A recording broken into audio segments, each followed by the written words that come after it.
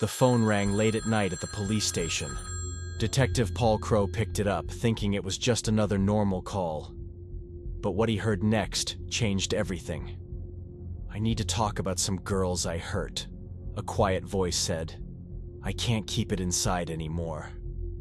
The man said his name was Gerald Stano. He was calling from jail where he was locked up for hitting someone.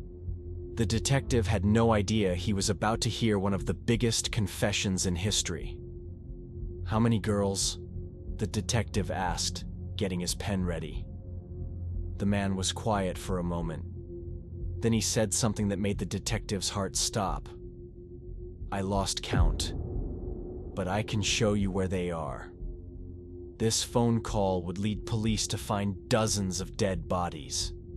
It would tell the story of a killer who looked like a normal, helpful man, but was actually one of the most dangerous people in America. A man who fooled everyone and got away with murder for years. Gerald Stano wasn't born a killer. He was born Paul Zeininger on September 12, 1951 in Schenectady, New York. But from his very first breath, life was against him. His real mother treated him so badly that when she gave him up at 6 months old, doctors said he couldn't be adopted. The baby was so sick and hurt that most people thought he would never be normal. He was eating his own waste just to stay alive. But a nurse named Norma Stano saw something worth saving. She and her husband Eugene took the damaged baby home and gave him their name, Gerald Eugene Stano. They thought love could fix what was broken inside him. The family moved to Florida when Gerald was little, living in a nice town called Ormond Beach. The Stanos were good parents who tried their best. But Gerald was different from other kids, and everyone could see it. At school, Gerald got bad grades in almost everything. The only thing he was good at was music. But even that couldn't hide the anger growing inside him. Other kids stayed away from him.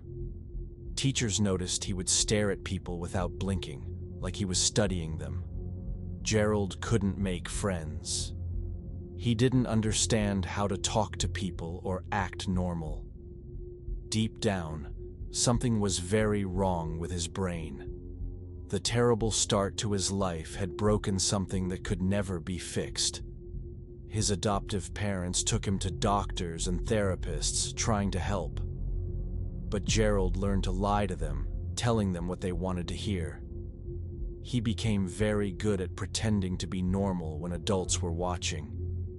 But when no one was looking, Gerald would do strange things. Neighborhood pets started disappearing. Small animals were found dead in unusual ways.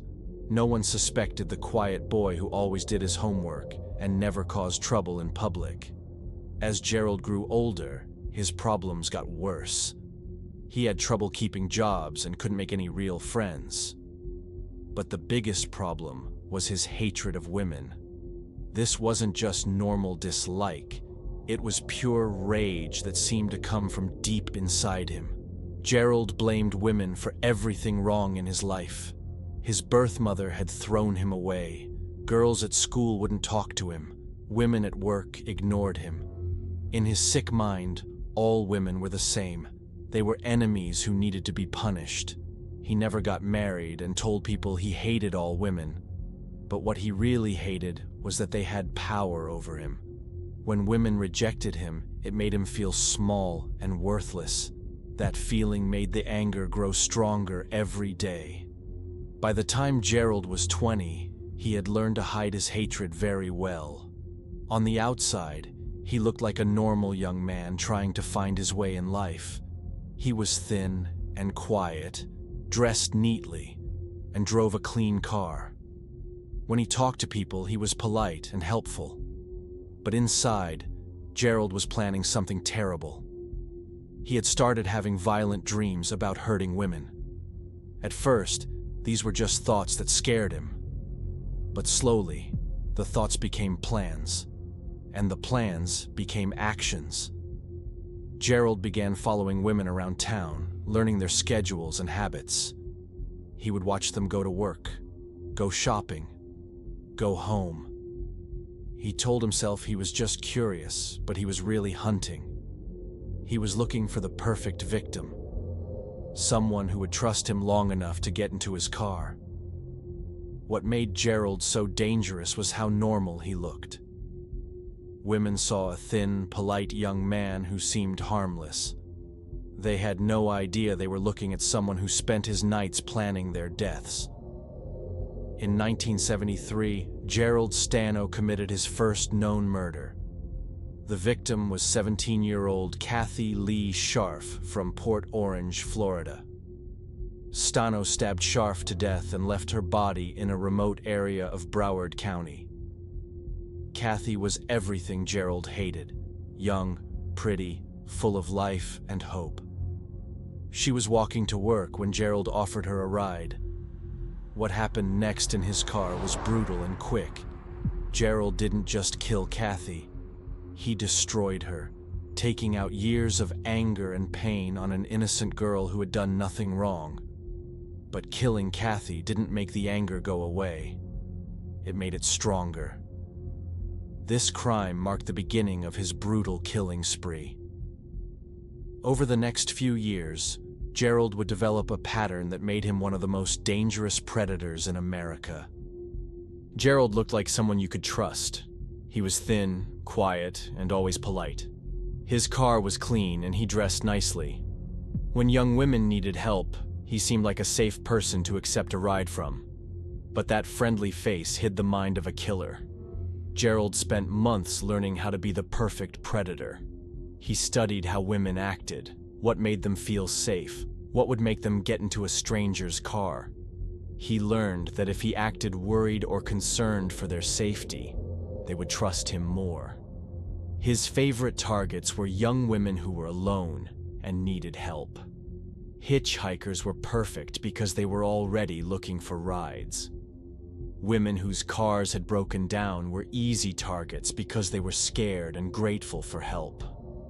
Girls walking home from work late at night were vulnerable because they just wanted to get home safely. Gerald would drive around for hours looking for the right victim. He knew exactly what type of woman he wanted: young, pretty, and alone. When he found someone, he would pull over and offer help with the kindest voice and most helpful smile. "Need a ride?" he would ask. It's not safe for a young lady to be out here alone at night. Most of the time, the women would say yes. They saw a normal-looking man who seemed genuinely concerned about their safety. How could they know that getting into his car would be the last mistake they ever made? Once they were in his car, Gerald would drive to remote areas where no one could hear what happened next. These places were far from main roads, hidden by trees, where screams would just disappear into the night. Gerald had spent months finding these perfect locations. What he did to these women in those lonely places was beyond evil. But what made it even worse was that Gerald enjoyed every second of it. For the first time in his life, he had complete control over another person.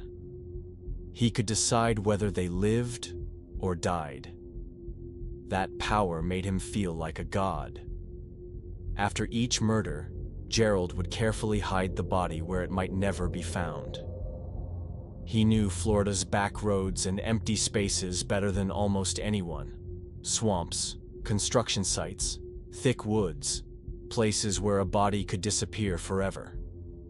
Between 1973 and 1980, Gerald killed again and again. The exact number of women he murdered is still unknown, but police believe it could be more than 40. During these 7 years, he became one of the most active serial killers in American history. Each victim had a name, a family, and dreams for the future. Mary Carol Maher was only 20 years old when she disappeared while walking to work at a convenience store. Her family waited for her to come home, not knowing she would never walk through their door again. Susan Bazile was 22 and had just started a new job. Her car broke down on Interstate 95, and she was standing beside the road when a helpful man in a clean car stopped to offer assistance. Her body was found months later in a remote area. Barbara Bauer was just 19, barely out of high school. She was last seen getting into a car with a man who perfectly matched Gerald's description. Her parents spent years wondering what happened to their daughter. But these were just 3 names out of dozens. Gerald was killing so often that even he started to lose track. Some victims were found quickly. Others took months or years to discover. Many were never found at all. What made Gerald's crimes even more terrible was how he chose his victims. He didn't kill randomly or in moments of anger. He specifically looked for women who were kind, trusting, and helpful. Nurses who took care of sick people. Teachers who helped children learn. Young mothers working to support their families. Gerald seemed to enjoy destroying goodness. When he saw a woman helping others or making the world better, it made him want to hurt her. In his sick mind, these women deserved to die because their kindness made his own evil more obvious. During all these years of killing, Gerald lived a normal life on the surface. He worked regular jobs, lived quietly with his adoptive parents, and seemed like just another young man trying to figure out his future. His neighbors thought he was polite and helpful. His co-workers saw him as quiet but friendly. Nobody suspected that the thin, polite man they knew was actually one of the most dangerous killers in the country. Gerald was so good at hiding his true nature that he fooled everyone for 7 years. Gerald's downfall came from an unexpected source: his own carelessness. On March 25, 1980, he approached 2 women, Ramona Neal and her sister, in a Daytona Beach shopping center parking lot. He tried to force them into his car, but they fought back and screamed for help. Security guards arrived and detained Gerald. It should have been a simple assault case, but something about Gerald bothered the arresting officers. When they ran his name through their files, they discovered he had been questioned in connection with several missing persons cases, but never arrested. Detective Paul Crowe was assigned to interview Gerald about the assault. What happened next shocked everyone involved in the case. Sitting in that interview room, Gerald seemed like he wanted to tell someone his secrets. Detective Crowe was patient, letting Gerald talk at his own pace. What started as questions about the assault slowly turned into something much bigger. "I've done some bad things," Gerald said quietly. "Things to girls. I didn't mean for it to happen the first time, but then it felt good." Over the next several hours, Gerald began confessing to murders. Not 1 or 2, but dozens. He gave details that only the killer could know. What the victims were wearing, how they died, where their bodies were hidden. While incarcerated, Stano confessed to multiple murders, providing details that led to the discovery of some victims' bodies. Detective Crowe could barely keep up with the confessions. Gerald seemed relieved to finally tell someone what he had done. He drew maps showing where bodies were buried, described conversations he had with victims before killing them, even remembered small details like jewelry they were wearing. But the most chilling part wasn't what Gerald said. It was how he said it. He showed no emotion, no remorse, no understanding that what he had done was evil. To him, these women weren't people. They were objects he had used and discarded. As word spread about Gerald's confessions, police departments from across the Southeast contacted Volusia County. They had unsolved cases that might be connected. Missing women whose descriptions matched Gerald's preferred victims. Bodies found in remote areas that matched his methods. He killed at least 22 women. He confessed to killing 41. but investigators believe the real number might be even higher. The police say the number of his victims may be closer to 88. Each confession led to more questions. Gerald had been traveling between Florida, Pennsylvania, and New Jersey for years, leaving a trail of bodies that investigators were only beginning to discover. Some victims were found exactly where Gerald said they would be. Others remain missing, their families left to wonder if they would ever know the truth.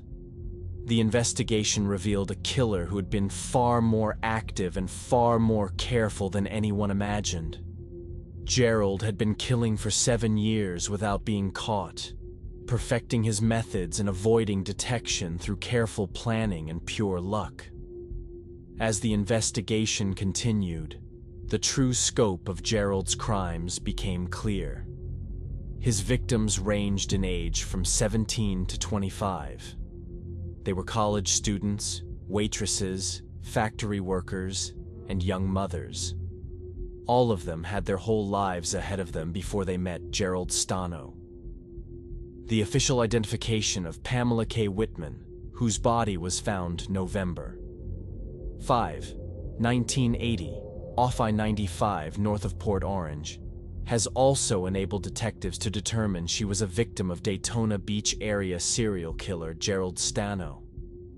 Pamela had been unidentified for over 40 years before modern DNA techniques finally gave her back her name. Each victim represented a family destroyed, dreams cut short, potential never realized. Gerald had taken more than just lives. He had stolen futures, ended bloodlines, and left behind a wake of grief that would last for generations. But Gerald felt none of this pain. When investigators asked him about his victims, he spoke about them like they were trophies. He remembered details about their deaths, but couldn't remember their names. To him, they had never been people at all. Gerald's trial began in 1981. The evidence against him was overwhelming. His detailed confessions, physical evidence from crime scenes, and testimony from survivors who had escaped his attacks. But Gerald's lawyers argued that the confessions were unreliable. They claimed he was mentally ill, that he had confessed to crimes he didn't commit, that police had pressured him into admitting to unsolved cases. The prosecution disagreed. They presented evidence showing Gerald had specific knowledge about the crimes that only the killer could possess. He knew where bodies were hidden, how victims had died, and details about the crime scenes that had never been released to the public. Stano was found guilty of 9 murders and received 8 life sentences and 1 death sentence. But everyone involved in the case knew he had killed far more than 9 women. The death sentence came for the murder of Kathy Scharf, his first known victim. Gerald spent 17 years on Florida's death row. During that time, he continued to provide information about unsolved cases, but investigators became increasingly skeptical of his claims. Some confessions proved to be false, while others couldn't be verified.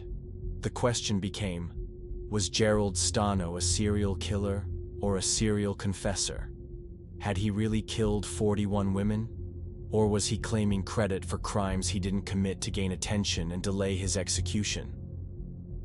Most investigators believe the truth was somewhere in the middle. Gerald had definitely killed multiple women, but his exact victim count would never be known. Some cases he confessed to were probably true. Others were likely fantasies or lies designed to manipulate the system. What wasn't in doubt was that Gerald felt no remorse for what he had done.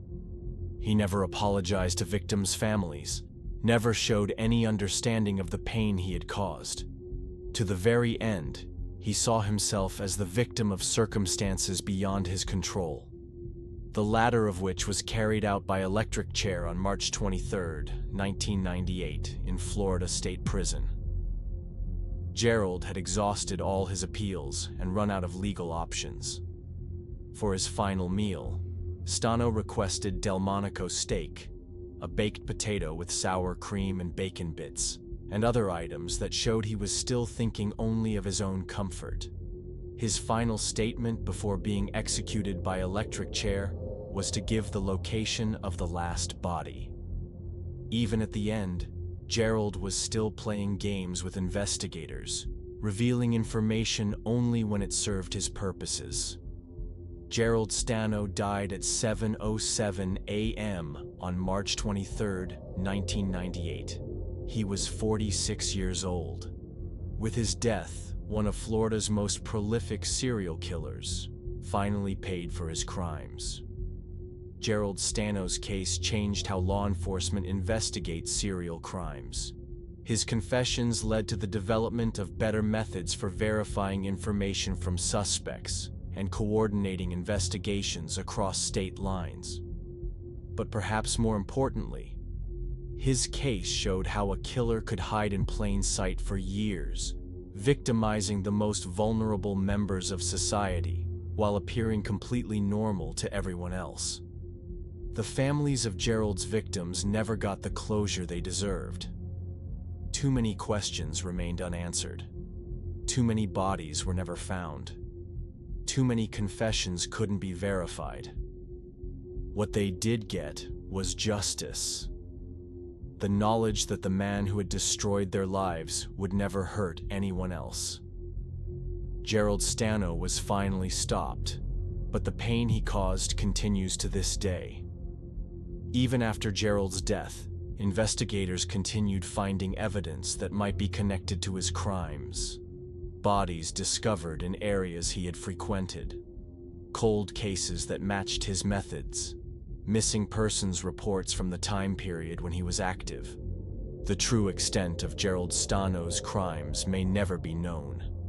What is certain is that he was one of the most dangerous predators in American history, a man whose hatred was so complete that it consumed not just his victims, but ultimately himself.